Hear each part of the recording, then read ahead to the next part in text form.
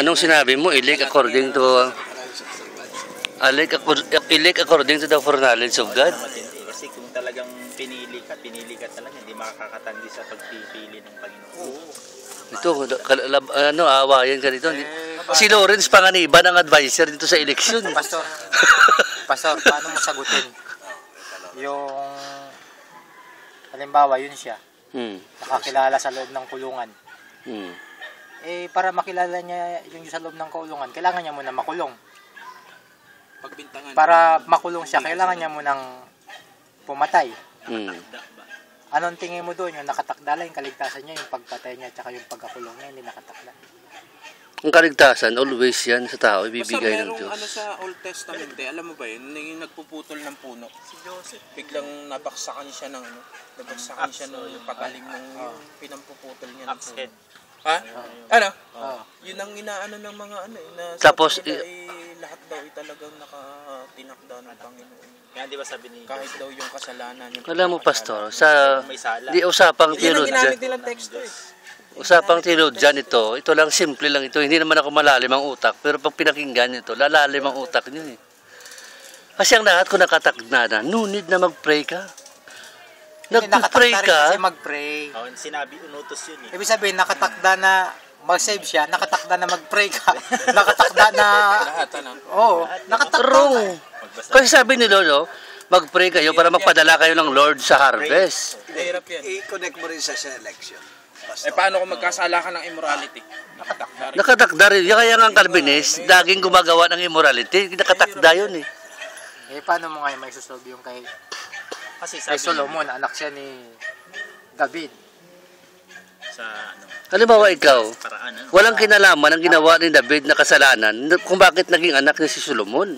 Pwedeng gamitin ang apo ng Diyos na walang kinalaman yun sa gawing kasamaan. Forever, O Lord, thy word is settled in heaven. You make a sermon na kapag i-relate mo na ito practical application, which is not sabihin natin na ito ay applicable for... Ito magandang paliwanag to. Itong gusto ko sa kanya. Malalim ito eh. I-divert mo into sense ng church, pero which is hindi naman pag pinag-aralan mo tingin hindi umuumaraw sa context na pinag-aralan. Ngayon yung meron akong kilalang ganyan. Ang galing niya magdala mo ng preaching. Pero kapag pinag-aralan mo, mahina. Kaya lang niyan dalahin talaga. Kaya niya ng tao. Ito, si Pastor Ogos, hindi siya magaling sa theology, pero magaling siya sa message. Kaya parang gift ni Lord. Ano ka magiging mauto sa message ko hindi ka magaling sa theology? Ito magaling to. Mas mabigat to. Kasi tanongin mo si Pastor Grant kung paano masasolve yun. Ito nga pala, paano daw masolve na si David nagkasala ang kay Batsibang anak ni Solomon, pero si Solomon pinakamamahal ng Diyos. Ginamit niya. Plano ba ng Diyos na si David magkasala na gano'n para magkaanak ni Solomon? Di ba yun ang unang consequence? Hindi niya plano magkasala si David. Kasi si Solomon may panganganak daw para gamitin ni Lord sa pagtayo ng temple. Di ba kung naman ako ituro? Pero tinupad niya lang yung kanyang promise, yung kanyang covenant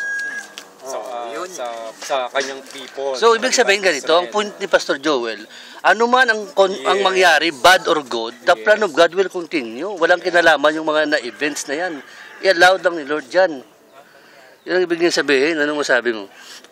Sa mga ngaral, ano sabi doon na may panahon ng pag-iyak, may panahon ng pagkakalat, may panahon ng pag-iipon ng bato. Saan naman daw ang point mo? So, ibig sabihin, lahat ng bagay may panahon. Sino nagtakda ng panahon? Diyos. Ang tanong mo kasi wala naman sa Bible lahat ng bagay may panahon eh. Ang sabi ng Bible, may panahon. Chapter 3, On all things may panahon. Hindi. Ang sabi lang may panahon sa iyak, may panahon, pero hindi lahat may panahon.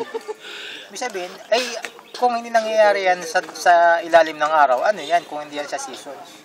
May panahon sa pagpatay ba nakasulat dyan? Ha? Hindi, ang pinapoint natin. May time.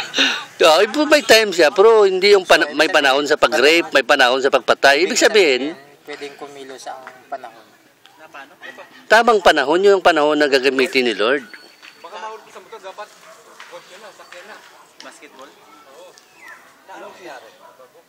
Nabagot daw si Sputnik.